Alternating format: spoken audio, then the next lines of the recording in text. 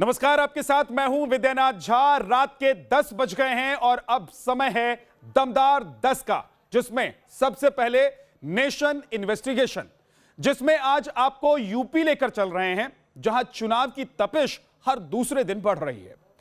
अब चुनाव से पहले यहां हेडमास्टर साहब की एंट्री हुई है। कौन है ये हेडमास्टर साहब? इनके आने से योगी खुश हैं या अखिलेश? इस बीच ओवैसी राजभर ने मिलकर 5x20 फॉर्मूले का ऐलान कर दिया है। यूपी की राजनीति में आगे क्या होने वाला है, इस पर हमने ग्राउंड से पूरी इन्वेस्टिगेशन की है, आपको दिखाते हैं।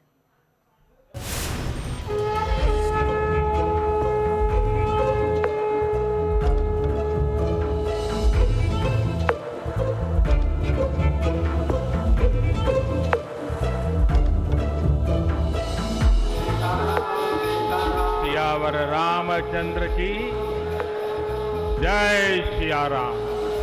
जय जय श्री राम। यहाँ अब मंदिर बनेगा, भव्य मंदिर बनेगा।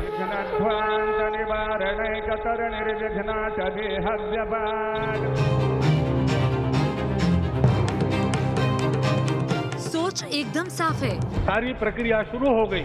विजन बिल्कुल क्लियर है। पहला टारगेट लखनऊ है, क्योंकि साल 2024 में दिल्ली जीतनी है, तो साल 2022 में यूपी में हर कीमत पर जीत दर्ज करनी होगी। इसीलिए संघ ने तैयार किया है प्लान 2022, जिसका रास्ता अयोध्या से होकर जाएगा। यही कारण है कि अयोध्या में राम मंदिर की कमान अब संघ ने अपने हाथ में ले ली है। अब तक संघ के सर कार्यवाह रहे भैयाजी जोशी राम मंदिर परियोजना के केयरटेकर की भूमिका निभाएंगे, यानी अब ये पूरा प्रोजेक्ट भैयाजी जोशी की देखरेख में चलेगा। वहीं उत्तर प्रदेश में चुनाव होने तक दत्तात्रेय होसबोले भी यूपी में ही रहेंगे। संघ की कोशिश है कि राम भरोसे 2022 में उत्तर प्रदेश विधानसभा का चुनावी समर जीता जाए और 2024 में लोकसभा से पहले जीत की रास्ता पक्का कर दिया जाए। यही वजह है कि जब मंदिर को लेकर विवाद हुआ, चंपत राय जो खुद मंदिर कमेटी के महासचिव हैं, उन पर सवाल खड़े हुए, तो संघ की तरफ से ये साफ हो गया कि भैयाजी जोशी मंदिर और अयोध्या का विकास देखेंगे और दत्तात्रेय होसबोले लखनऊ में रहेंगे। और संघ के लिहाज से संगठन को इस तरीके से विकसित किया जाएगा कि 2022 में विधानसभा चुनाव बीजेपी के पक्ष में जाए। ऐसा पहली बार होगा कि संघ के दो बड़े नेता भैयाजी जोशी और दत्तात्रेय होसबोले एक साथ उत्तर प्रदेश में रहेंगे। संघ के इस फैसले के पीछे 4 बड़ी बातें छिपी हैं। पहला, मंदिर के लिए खरीदी गई जमीन में लग रहे भ्रष्टाचार के आरोपों पर लगाम लगाना। दूसरा, अयोध्या को वेटिकन और मक्का की तरह हिंदुओं की आस्था का सबसे बड़ा केंद्र बनाना। तीसरा, 2022 में यूपी में बीजेपी की जीत का ब्लूप्रिंट तैयार करना।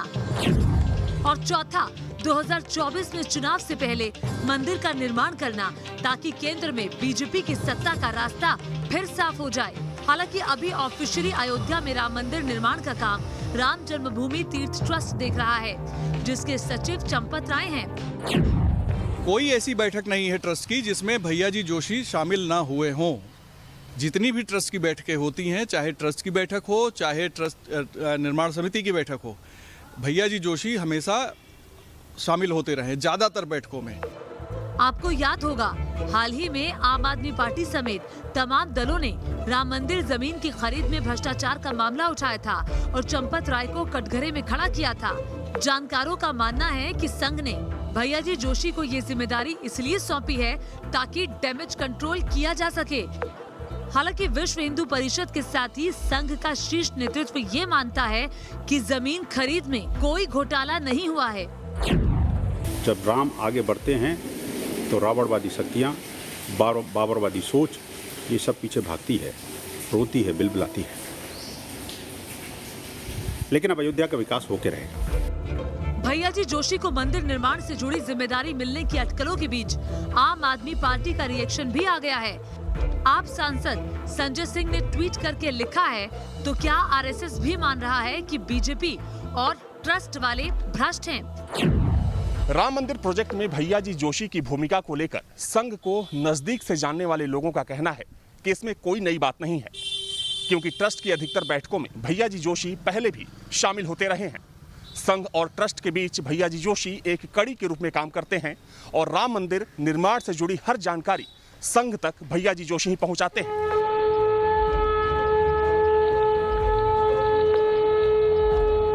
राम मंदिर निर्माण और अयोध्या के साथ बीजेपी और खुद प्रधानमंत्री मोदी की आस्था किस हद तक जुड़ी है, उसे बयान करती तस्वीरें कई बार सामने आ चुकी हैं। राम मंदिर निर्माण का रास्ता साफ होने के बाद खुद मोदी ने इसकी नींव रखी थी। अभी कुछ ही दिन पहले अयोध्या के कायाकल्प पर मोदी ने सीएम योगी के साथ वर्चुअल मीटिंग भी की। दरअसल बीजेपी और संघ चाहते हैं कि मर्यादा पुरुषोत्तम श्री राम के मंदिर निर्माण से जुड़ी परियोजना में किसी के मन में किसी भी तरह का कोई संदेह न रहे। पूरे मंदिर निर्माण के प्रकरण में अगर किसी भी तरह की शिकायत या किसी भी तरह के किसी भी गलत तरीके से हुए काम का जिक्र भी आता है, तो इससे केवल किसी एक ट्रस्ट की नहीं बल्कि मुख्यमंत्री, प्रधानमंत्री, केंद्र सरकार और भारतीय जनता पार्टी की साख पर भी प्रभाव पड़ेगा। मुद्दा सिर्फ अयोध्या पर ही नहीं है, संघ की नजर यूपी के विधानसभा चुनाव पर भी है। इसी को ध्यान में रखते हुए संघ के नए सरकार्यवाह हौसबोले को यूपी में जीत का ब्लूप्रिंट तैयार करने का टास्क सौंपा गया है। आरएसएस की कोशिश है कि यूपी में न सिर्फ साल 2017 वाला प्रदर्शन दोहराया जाए, बल्कि 2024 लोकसभा चुनाव के लिए सोशल इंजीनियरिंग और संगठन का खाका भी वक्त रहते तैयार कर लिया जाए। यूपी में ओबीसी वोट बैंक पर सबकी नजर है, जिसकी तादाद करीब 39% है। बीजेपी के लिहाज से देखें तो 2014 से लेकर 2019 तक यही गैर यादव ओबीसी वोट बीजेपी की जीत की गारंटी रहा है। लेकिन संघ को शायद लग रहा है कि इस बार हालात थोड़े बदल सकते हैं और गैर Yadav OBC vote bank party से दूर हो सकता है। ऐसा इसलिए क्योंकि बीच में योगी और राज्य के डिप्टी सीएम केशव प्रसाद मौर्य के बीच टकराव जैसी कुछ खबरें आई थी। हालांकि उसके बाद सब कुछ ठीक हो गया, लेकिन सवाल गैर यादव ओबीसी वोट बैंक का है, लिहाजा संघ किसी तरह की कोई गुंजाइश नहीं छोड़ना चाहता। इसके अलावा पंचायत चुनाव में बीजेपी का खराब प्रदर्शन, कोरोना की दूसरी लहर में मिसमैनेजमेंट पर सवाल और इसके साथ ही पार्टी और संगठन में समन्वय, ये ऐसे कारण हैं जिसके बाद संघ को यूपी में आगे आना पड़ा है। संघ की नई भूमिका कैसे हो सकती है? एक संवैधानिक ट्रस्ट में मैं नहीं समझ पाता हूं कि या तो चंपत राय जी को हटाया जाए तो वो ट्रस्ट के द्वारा ही संभव है। नृत्य गोपाल दास जी लंबे समय से बीमार रहे, बाद में वो ठीक हुए, लेकिन नृत्य गोपाल दास जब बीमार थे तब भी कोई कार्यवाहक अध्यक्ष नहीं था। उनको तो उनके लोग कहते हैं कि सूचना भी नहीं मिल रही है। इसमें कोई दो राय नहीं है कि इस बार यूपी का चुनाव बीजेपी के लिए लिटमस टेस्ट की तरह है, क्योंकि नया मोर्चा बनाने के लिए एड़ी चोटी का जोर लगा रहे छोटे दल सत्ता के लिए किसी भी हद तक जाने को तैयार हैं। इसी कड़ी में ओवैसी समेत 16 छोटे दलों का भागीदारी संकल्प मोर्चा बनाने वाले सुहेल देव भारतीय समाज पार्टी के प्रमुख ओम प्रकाश राजभर ने तो 5 साल सरकार और 5 मुख्यमंत्री का फॉर्मूला भी दे दिया। चुनाव के बाद सरकार बनती है हम लोगों की, तो जब 22 में सरकार बनेगी तो चुनाव में 5 साल में 5 मुख्यमंत्री, एक मुसलमान 1 साल, 1 साल राजभर, 1 साल चौहान, 1 साल कुशवाहा, 1 साल पटेल, हम 5 साल में 5 मुख्यमंत्री और 1 साल में 4 डिप्टी सीएम, 5 साल में 5 सीएम और 20 डिप्टी सीएम। सुना आपने, यूपी को 5 साल में 5 जातियों से हर साल 1 मुख्यमंत्री देने की बात कही जा रही है। आप समझ सकते हैं कि सत्ता के लिए किस तरह के हथकंडे अपनाए जा रहे हैं। हालांकि राजभर अपनी सफाई में ये तर्क दे रहे हैं कि यूपी में 6-6 महीने की सरकार का फॉर्मूला सबसे पहले बीजेपी ने ही लागू किया। डिप्टी सीएम का भी चलन उसी ने शुरू किया। राजभर के बयान पर बीजेपी ने क्या कहा, उसे भी सुनिए। देखिए, राजनीति में सपने देखने का सबको अधिकार है, लेकिन ओम प्रकाश राजभर जी की तरह मुंगेरी लाल के सपने नहीं देखना चाहिए। यूपी में जहां राजनीतिक दल नया राजनीतिक मोर्चा बनाने की संभावनाओं को तलाश रहे हैं, वहीं बीजेपी ने अपने पुराने साथियों से हाथ मिलाया है। इसके अलावा संघ की एंट्री और रामराज से विक्ट्री के फॉर्मूले से बीजेपी जोश में है। Team news nation. 2 दूना 4, 4 दूना 8 और 8 दूना 16। आप कहेंगे मैं ये पहाड़ा क्यों पढ़ने लगा? दरअसल ये पहाड़ा वायरस का है। कोरोना का वायरस जब आता है तो मरीज ऐसे ही बढ़ते हैं। वायरस का वेव शांत होता है तो भी कुछ ऐसा ही होता है। दिल्ली में वायरस घटकर फिर से बढ़ने लगा है। मुंबई से भी वायरस को लेकर चौंकाने वाली बातें सामने आई हैं। पूरी बात मिलाकर हम एक स्पेशल रिपोर्ट तैयार करके लाए हैं आपके सामने, जिससे आप समझ पाएंगे कि ये वायरस का खतरा अभी बना हुआ है या फिर ये खत्म होने की कगार पर है।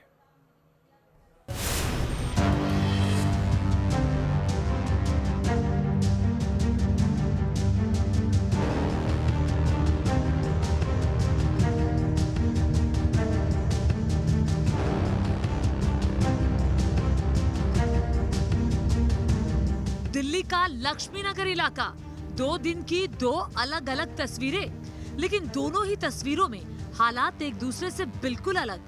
पहली तस्वीर बुधवार की है, जब बाजार में पूरी तरह से सन्नाटा छाया है। भीड़ और बाजार की रौनक दोनों गायब है। दूसरी तस्वीर बुधवार से पहले की है, जब लोगों की लापरवाही सड़क पर अनलॉक होकर नियमों की धज्जियां उड़ा रही थी और नतीजा दिल्ली के लक्ष्मी नगर मेन मार्केट को 5 जुलाई तक के लिए बंद कर दिया गया। अब सवाल है कि दिल्ली के लक्ष्मी नगर इलाके में दोबारा लॉकडाउन लगाने की नौबत आखिर क्यों आई? बीते 2 दिन के बाद दिल्ली में कोरोना के केस डबल डिजिट से ट्रिपल डिजिट में पहुंच गए। बुधवार को भी दिल्ली में नए केस ट्रिपल डिजिट से सिर्फ 6 कम आए। हालांकि ये बढ़त तो मामूली है, लेकिन खतरे का संकेत काफी बड़ा है, क्योंकि इस बढ़त के साथ दिल्ली में पॉजिटिविटी रेट भी 0.10 से बढ़कर 0.15 हो गया। लिहाजा दिल्ली में अब कोरोना को वापस कंट्रोल करने के लिए उन इलाकों में सख्ती शुरू हो गई जहां वायरस के स्प्रेड का खतरा सबसे ज्यादा नजर आ रहा है, और इसकी शुरुआत हुई दिल्ली के लक्ष्मी नगर इलाके से। ये तमाम मार्केट्स आपको बंद नजर आएंगी। अभी तक बाजार जो है वो आपको बंद नजर आएगा 5 जुलाई तक, और वजह है कोरोना नियमों का पालन न करना। लगातार भीड़ बढ़ती जा रही थी, सोशल डिस्टेंसिंग का पालन नहीं हो रहा था। इस वजह से इस मार्केट को एसडीएम की रिपोर्ट के बाद डीएम ने बंद कर दिया है। हमारी ठीक है, हम लोगों की जिम्मेदारी बनती है, लेकिन ये जो रास्ता है ये सिर्फ हम लोगों के दुकान के मार्केट का एरिया नहीं है, ये बहुत सारे आगे जो सोसाइटी है सबको उनका लिंक रोड भी है। कमी हमारी किसी, जैसे आपने कहा कि दुकानदार देखेंगे लोगों को, अब हम किससे झगड़ा करें? अब जो जा रहा है मास्क नहीं लगा के जा रहा या सोशल डिस्टेंसिंग का पालन नहीं कर रहा सड़क पर, तो दुकानदार से झगड़ा तो नहीं कर सकता। तो लापरवाही अनलॉक हुई नहीं कि लक्ष्मी नगर मार्केट में लॉकडाउन रिटर्न हो गया। हालांकि एक्शन वाली लिस्ट में बारी उन बाजारों की भी आने वाली है जहां थोड़ी सी छूट मिलते ही लोग ये भूल गए कि कोरोना कम हुआ है, गया नहीं है। दिल्ली पुलिस और सिविल डिफेंस की टीमें उन इलाकों में तैनात की गई हैं जहां अनलॉक के बाद से भीड़ बढ़नी शुरू हो गई है, जहां लोगों की लापरवाही ज्यादा और चेहरे पर मास्क कम नजर आ रहे हैं। भैया मास्क क्यों नहीं लगा रखा है? अरे ठेला खींच के आए हैं। हाँ, तो फिर एक साथ बैठे हो, सोशल डिस्टेंसिंग नहीं, लॉकडाउन चाहते हो क्या यहाँ लग जाए? लॉकडाउन चाहते हो? बड़ी मुश्किल से काम धंधा शुरू हुआ है, दोबारा चाह रहे हो क्या बंद हो जाए? क्या भैया क्या चाहते हो, मार्केट बंद हो जाए दोबारा? मास्क क्यों नहीं लगाते हो? मास्क तो लग रही यार। कहाँ लगाए? दिल्ली को अनलॉक हुए अभी ज्यादा दिन नहीं हुए, लेकिन कुछ लोगों ने तो जैसे ये मान ही लिया कि कोरोना का खतरा कम हो गया, जबकि एक्सपर्ट तीसरी लहर को लेकर लगातार भविष्यवाणी कर रहे हैं। डर वायरस के नए वेरिएंट डेल्टा प्लस को लेकर भी है, जिसका खतरा किस हद तक हो सकता है उसकी रिसर्च की जा रही है।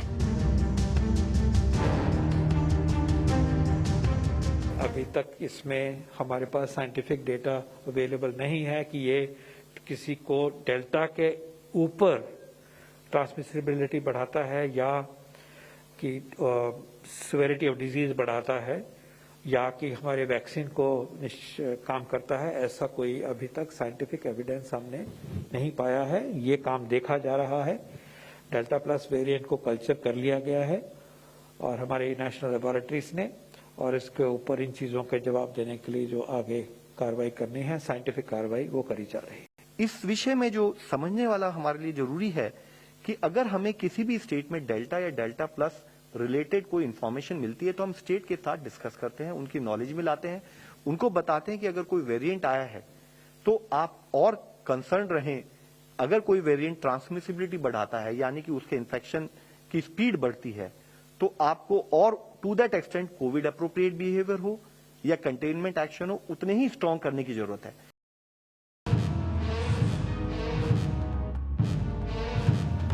वायरस का डेल्टा प्लस वेरिएंट हिंदुस्तान में तीसरी लहर की वजह बनेगा या नहीं, इसको लेकर अभी कुछ नहीं कहा जा सकता। लेकिन डेल्टा प्लस का संक्रमण जिस रफ्तार से बढ़ रहा है वो पूरी दुनिया के लिए चिंता बढ़ा रहा है। डेल्टा प्लस ने दुनिया के कई देशों को लॉकडाउन में जाने के लिए मजबूर कर दिया। ब्रिटेन, अमेरिका, रूस और जापान भी इसकी चपेट में आ चुके हैं। जिम्बाब्वे, श्रीलंका, चीन, पाकिस्तान, बांग्लादेश, सिंगापुर, दक्षिण अफ्रीका, ऑस्ट्रेलिया, ब्राजील, अर्जेंटीना और पुर्तगाल में भी कोरोना का डेल्टा प्लस वेरिएंट खतरे का नया नाम बन चुका है। भारत में भी इस वेरिएंट के अब तक 60 मामले सामने आ चुके हैं। अब तक की रिसर्च में पता लगा है कि डेल्टा प्लस वेरिएंट पुराने वेरिएंट की तुलना में फेफड़ों की कोशिकाओं में ज्यादा मजबूती से चिपक सकता है। यही नहीं, ये लंग्स को ज्यादा नुकसान भी पहुंचा सकता है। ये मरीज की इम्यूनिटी सिस्टम को भी कमजोर कर सकता है और ये इम्यूनिटी सिस्टम को चकमा भी दे सकता है। यानी वायरस की शरीर में एंट्री हो जाए तब भी शरीर उसे लेकर रिएक्ट नहीं करेगा। डेल्टा प्लस के सबसे ज्यादा केस महाराष्ट्र में मिले हैं। सरकार अलर्ट पर है, लेकिन पब्लिक का क्या हाल है, जरा वो देखिए। मुंबई के बाजारों में चाहे बोरीवली का ये बाजार हो, चाहे गोरेगांव का बाजार हो, चाहे दादर का बाजार हो, इन बाजारों में भीड़ भाड़ जो है वो कहीं ना कहीं आने वाले तीसरी लहर को निमंत्रण देते दिखाई दे रहे हैं। पर क्या आप लोग इस बाजार में नियम का पालन करते हैं?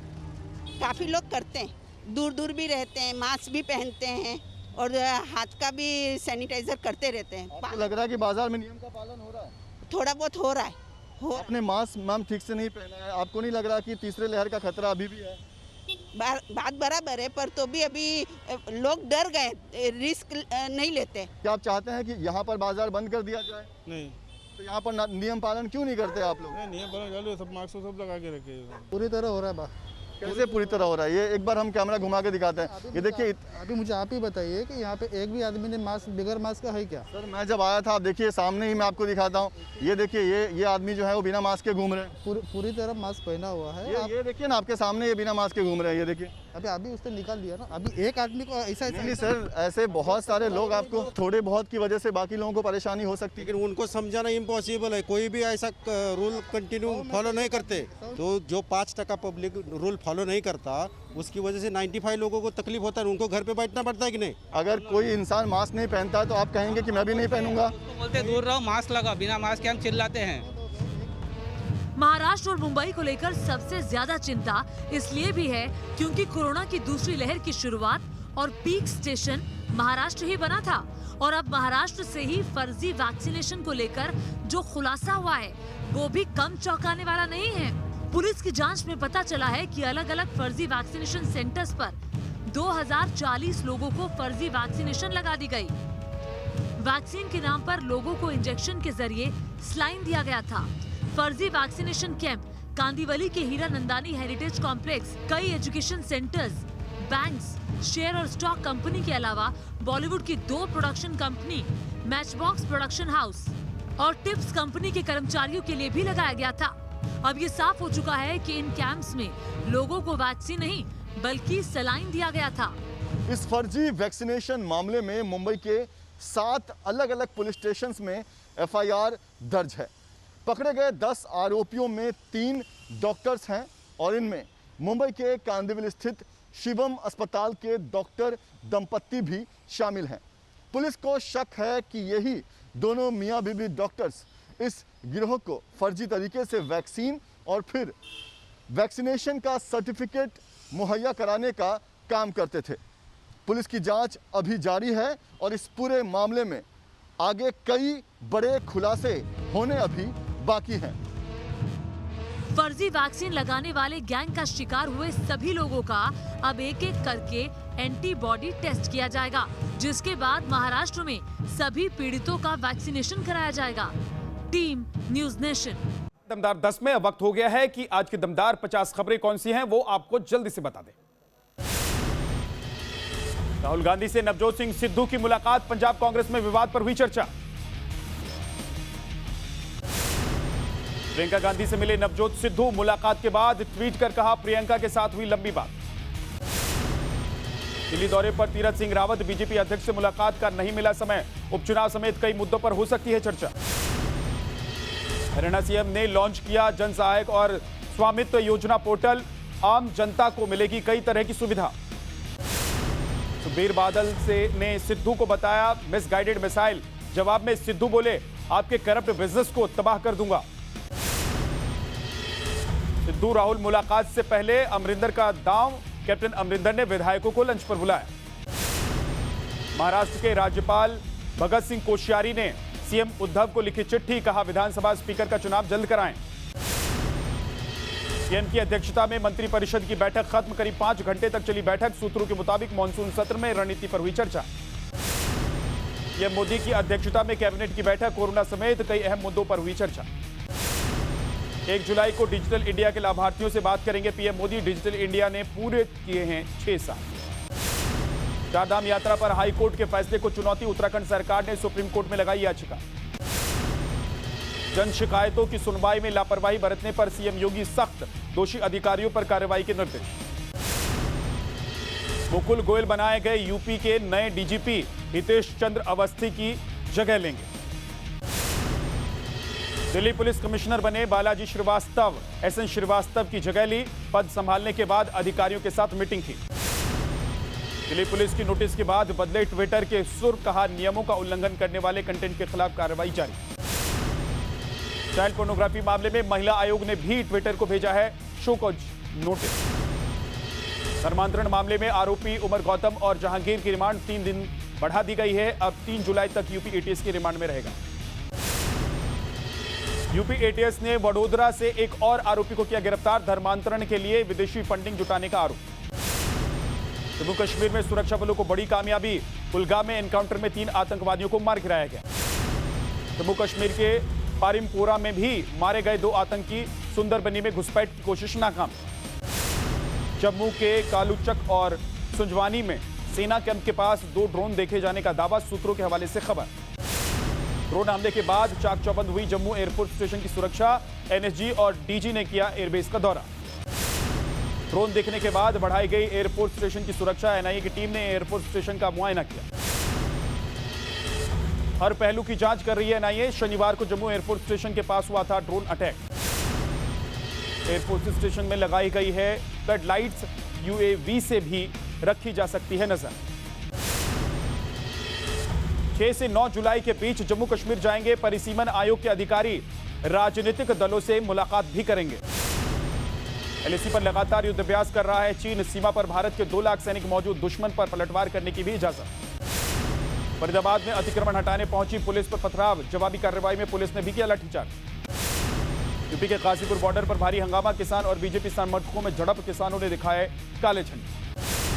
प्रयागराज में अवैध घुसपैठियों से परेशान परिवार, घर के बाहर लगाए गए बिकाऊ है का पोस्टर, बांग्लादेश के रहने वाले बताए जा रहे हैं आरोपी। मध्य प्रदेश में आज नर्सों की प्रदेश व्यापी हड़ताल शुरू, सरकार के सामने पेंशन भत्ता, कोरोना भत्ता समेत कई मांगे रखी गई। लखनऊ में सहायक शिक्षक भर्ती मामले में अभ्यर्थियों का प्रदर्शन, डिप्टी सीएम केशव मौर्य के आवास का घेराव किया। देश में 24 घंटे के अंदर कोरोना के 45,641 नए केस, 816 मरीजों ने दम तोड़ दिया। दिल्ली में 24 घंटे के अंदर 94 नए कोरोना के मरीज, 6 मरीजों ने दम तोड़ा।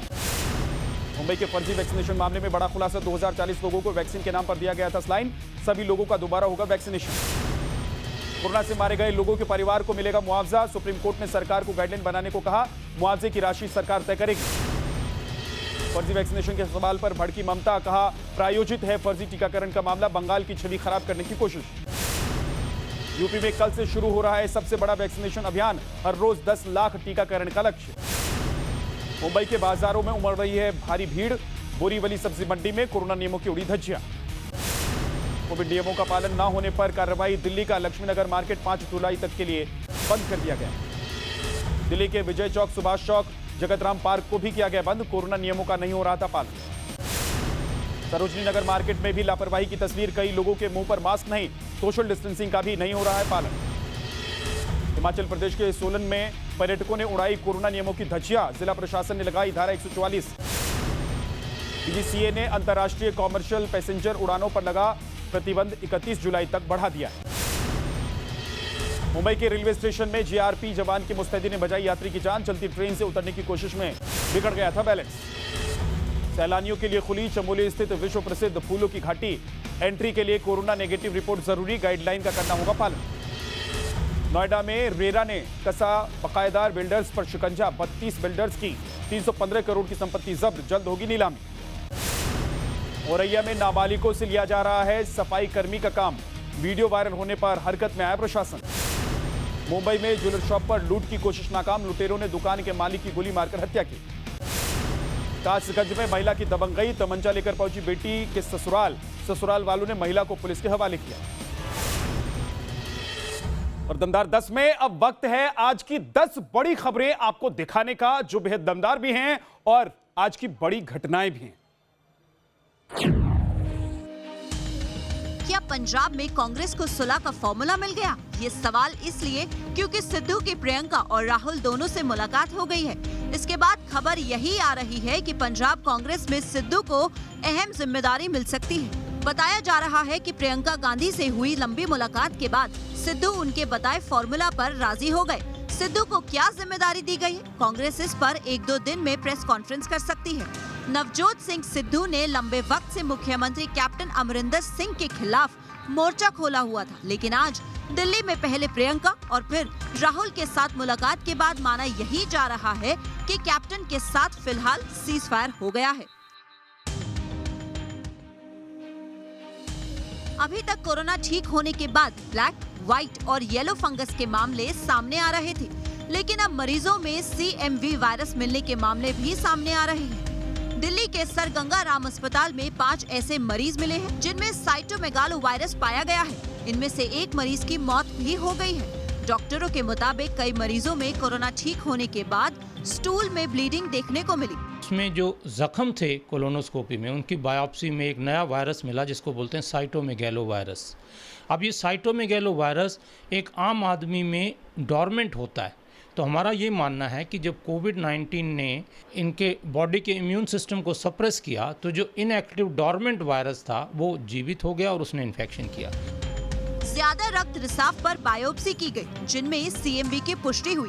हालांकि ये वायरस नया नहीं है और इससे पहले किडनी ट्रांसप्लांट, हार्ट ट्रांसप्लांट के मामले में देखने को मिलता था, लेकिन पहली बार कोविड-19 से ठीक हुए लोगों में भी ये संक्रमण नजर आ रहा है। पेचकस, कटर, चाबियां, कुछ पैसे, कारतूस और तमंचा।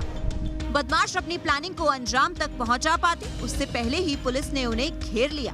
कड़कती धूप में दिल्ली के कश्मीरी गेट बस अड्डे के पास दोपहर 1:15 बजे के करीब बदमाशों से पुलिस का एनकाउंटर हुआ। 3 राउंड गोलियां भी चली, जिसमें अनवर नाम के एक बदमाश के पैर में गोली लगी और उसे मौके पर ही धर दबोचा गया। जब बदमाशों का पुलिस से सामना हुआ तो कुल 5 लोग थे। 3 तो पकड़े गए, लेकिन 2 गुंडे भीड़ का फायदा उठाकर वहां से फरार हो गए। दिल्ली पुलिस की ये बड़ी कामयाबी है, क्योंकि जो 3 बदमाश पकड़े गए हैं उन पर दर्जनों क्रिमिनल केस दर्ज है। झाड़ू से तमंचे को मात देती ये तस्वीर है आगरा की, जहां कुछ हथियारबंद बदमाश दिन दहाड़े ज्वेलर्स को लूटने की कोशिश कर रहे थे, लेकिन ज्वेलर ने घबराने की बजाय हिम्मत दिखाई और झाड़ू से बदमाश पर हमला कर दिया। ज्वेलर की हिम्मत देखकर बदमाश के पैर उखाड़ दिए और वो तमंचा लेकर मौके से फरार हो गया। बदमाश की करतूत का ये वीडियो CCTV में कैद हो गया, जिसमें साफ साफ देखा जा सकता है कि जब ज्वेलर दुकान में सफाई कर रहा था तभी हथियार के बल पर बदमाश ने लूट की वारदात को अंजाम देने की कोशिश की, लेकिन उसका दांव उल्टा पड़ गया। अब पुलिस ने लूट के प्रयास का मामला दर्ज कर लिया है।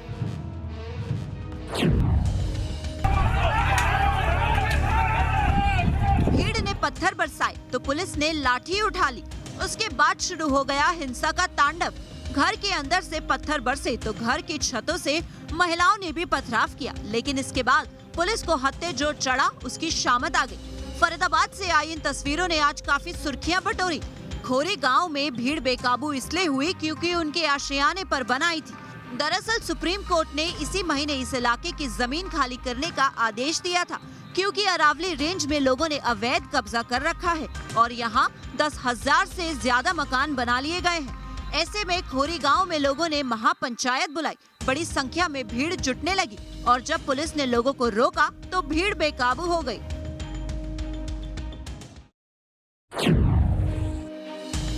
राजस्थान में दक्षिण पश्चिमी मानसून में देरी की वजह से तेज गर्मी का दौर जारी है। राजस्थान के सभी जिलों में 40 डिग्री सेल्सियस से अधिक तापमान है, तो वहीं चुरू और श्रीगंगानगर में तापमान 45 डिग्री सेल्सियस के पार पहुंच गया है और आने वाले दिनों में भी राहत की उम्मीद कम ही है। मौसम विभाग के मुताबिक 3 से 4 दिनों तक गर्म हवाएं चलेंगी और बारिश के आसार ना के बराबर है।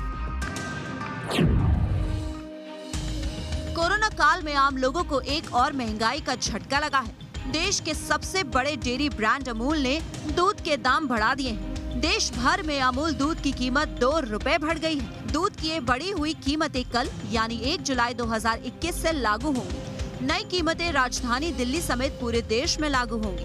कल से यानी 1 जुलाई से अमूल दूध की नई कीमत 58 रुपए प्रति लीटर है, जबकि अभी तक अमूल दूध की कीमत 56 रुपए प्रति लीटर थी। Gujarat cooperative milk marketing federation ने अमूल ब्रांड के अपने सभी प्रोडक्ट्स में 2 रुपए प्रति लीटर की बढ़ोतरी की, जिससे लागत बढ़ने के बाद अमूल को दूध के दाम को बढ़ाने का फैसला लेना पड़ा। पुल के जिस आयरन आर्क से ये लड़का नीचे छलांग लगा रहा है, उसकी इस नहर से ऊंचाई करीब 50 फीट है, यानी 4 मंजिला इमारत जितना ऊंचा। मस्ती मस्ती में मौत को दावत देती ये तस्वीरें उत्तराखंड के रुड़की की है, जहां इन दिनों आसपास के लड़के जान हथेली पर रखकर पुल की ऊंचाई पर चढ़ते हैं और वहां से गंग नहर की तेज धारा में छलांग लगाते हैं। छोटे छोटे बच्चों का ये स्टंट कभी भी किसी भी रोज बड़े हादसे का सबब बन सकती है, लेकिन इस खतरे से अनजान ये बच्चे पुल से छलांग लगाते हैं और दूसरे बच्चे उनका वीडियो बनाकर सोशल मीडिया पर वायरल करते हैं। बरसात का मौसम शुरू होते ही गंग नहर में पानी की गहराई और उसकी धार दोनों तेज हो चुकी हैं। लेकिन हैरानी की बात, ऐसे स्टंट से इलाके की पुलिस भी अनजान बनी हुई है। इस पुल से रुड़की सिविल लाइन थाने की दूरी महज चंद कदमों की है। एक तो खाकी वर्दी और ऊपर से शराब का नशा, दोनों का कॉकटेल बना तो सड़क पर कुछ ऐसी तस्वीरें मोबाइल कैमरे में रिकॉर्ड हुई। वर्दी वाले के हाथ में तौलिया और तौलिए से लिपटी है बिरयानी वाले की गर्दन। हैरान करने वाली ये तस्वीरें यूपी के जालौन से सामने आई है। खाकी वर्दी में जो शख्स नजर आ रहा है वो होमगार्ड का जवान बताया जा रहा है, जिसकी मुफ्त में बिरयानी खाने को लेकर दुकानदार से पहले बहस हुई और फिर नशे से चूर होमगार्ड जवान ने दुकानदार की पिटाई शुरू कर दी। आसपास के लोगों ने जब दुकानदार को पिटते देखा तब किसी तरह उसे होमगार्ड के चुंगल से छुड़ाया। बाद में किसी ने पास के उरई कोतवाली में फोन करके खबर पहुंचाई। थोड़ी ही देर में पुलिस भी आ गई और नशे में धुत होमगार्ड के जवान को अपने साथ गाड़ी में बिठाकर थाने ले गई।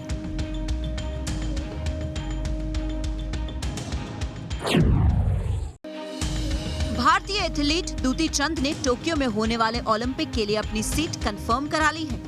दूती चंद ने 100 मीटर और 200 मीटर रेस में क्वालिफाई किया है। दूती ने वर्ल्ड रैंकिंग के आधार पर ओलंपिक कोटा हासिल किया है। 100 मीटर में 22 स्थान खाली थे, तो वहीं 200 मीटर में 15 स्थान खाली थे। ऐसे में दूती ने दोनों कैटेगरी में ओलंपिक सीट पक्की की। दूती के लिए ये दोहरी खुशी है, क्योंकि हाल ही में ओडिशा सरकार ने देश के सबसे बड़े खेल सम्मान राजीव गांधी खेल रत्न पुरस्कार के लिए दूती चंद के नाम की सिफारिश की है। दमदार 10 में अब आज की अच्छी खबर, पढ़ने का जुनून। कई स्टोरीज आपने ऐसी देखी होंगी जिसमें आपको पढ़ने के जुनून वाले छात्रों से मिलवाया गया हो, उनके बारे में बताया गया हो, लेकिन अब आपको हम आखिर एक ऐसे जुनूनी छात्र और पढ़ाने का जुनून जिनके अंदर है उनसे मिलवाने जा रहे हैं। क्या है ये कहानी और कौन है वो शख्स, आपको दिखाते हैं। पढ़ने के जुनून की कई स्टोरी आपने देखी और सुनी होगी। आज आपको दिखाते हैं पढ़ाने का जुनून। बांस और बल्लियों के सहारे बनाया गया ये कॉटेज किसी रेस्टोरेंट या टूरिस्ट हट नहीं, बल्कि स्कूल कैंपस में बनाया गया ऑनलाइन क्लास कॉर्नर है। इस स्कूल परिसर में इंटरनेट सिग्नल बहुत वीक था, छात्रों को पढ़ाने में बहुत दिक्कत होती थी, लिहाजा टीचर्स ने इसका तोड़ निकाला और ये हट तैयार की, जिसमें सिग्नल की दिक्कत दूर हो गई और पढ़ाई रेगुलर हो गई। We have made worksheet. In single worksheet, we have included all the 4 subjects. and we send it to the children in the morning. Children practice the worksheet the whole day, and in the evening each children will present his or her work Google Meet. Children are already familiar with screen sharing, showing images and explaining through online meeting. To keep the students motivated, I also send WhatsApp challenges daily. तस्वीरें कर्नाटक के मुल्लूर primary school की हैं, लेकिन चर्चा पूरे देश में है क्योंकि सरकारी स्कूल में अमूमन ऐसा नहीं होता। अब टीचर्स को वर्कशीट तैयार करने में कोई परेशानी नहीं। ओवर टाइम करके एक एक बच्चे को टास्क शीट भेजी जा रही है और बिना रुकावट ऑनलाइन क्लास जारी है। ನಮಸ್ಕಾರ, ನಾನು ವಿದ್ಯಾಸಖಿ ಪ್ರಶಾಲೆ ಮುಳುಟಿನಲ್ಲಿ 3ನೇ ತರಗತಿ ಓದುತ್ತಿದ್ದೇನೆ. ಸತೀಶ್ ಸರ್ ನಮಗೆ ದಿನಾಲು ಒಂದೊಂದು ವಿಷಯ ಕಲಿಯಲು ವಾಟ್ಸಪ್ಪಲ್ಲಿ ಕಳಿಸುತ್ತಾರೆ. ನಾವು ಅದನ್ನು ಸಂಜೆಯವರೆಗೂ ಒಮ್ಮೆ ಬರೆದು ನಂತರ ಕಲಿತು ಅದನ್ನು ವಿಡಿಯೋ ಮಾಡುತ್ತೇವೆ. ನಂತರ ಸರ್ಗೆ ಕಳಿಸುತ್ತೇವೆ. ಸರ್ ಅದನ್ನು ಸ್ಟೇಟಸ್ಗೆ ಹಾಕಿಕೊಳ್ಳುತ್ತಾರೆ. ಅದನ್ನು ನೋಡಿದಾಗ ನಮಗೆ ಖುಷಿಯಾಗುತ್ತದೆ. आपदा में निराशा की जगह अवसर ढूंढ लेने की ये कहानी पूरे देश के सामने मिसाल है। सिस्टम को गाली देना बहुत आसान है, लेकिन सिस्टम में घुसकर रास्ता बना लेना मुश्किल। लेकिन जब आप नामुमकिन को मुमकिन कर दिखाते हैं, तभी आप एग्जाम्पल सेट कर पाते हैं। Team news nation. दमदार 10 में इतना ही। एक छोटा सा ब्रेक, लेकिन देश और दुनिया की खबरों के लिए आप देखते रहिए न्यूज़ नेशन।